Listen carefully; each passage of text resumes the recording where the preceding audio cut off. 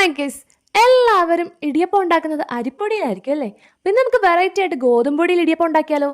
ആദ്യം തന്നെ നമ്മൾ ഗോതമ്പ് പൊടി ഒരു പാത്രത്തിലിട്ട് നന്നായിട്ട് ചൂടാക്കി എടുക്കുക. അതിൻ്റെ ഒരു പച്ച മണമൊക്കെ മാറുന്നിടം വരെ ഒന്ന് ചൂടാക്കി എടുക്കുക.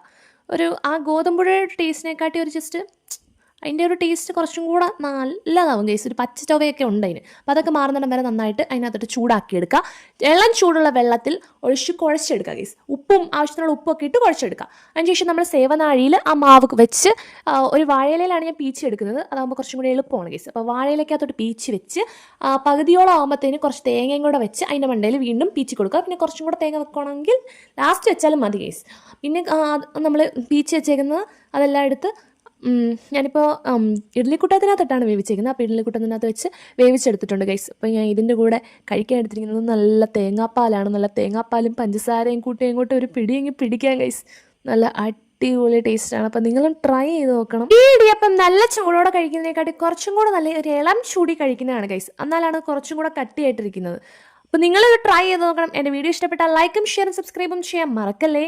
അപ്പോൾ എല്ലാവർക്കും ടാറ്റാ ബൈ.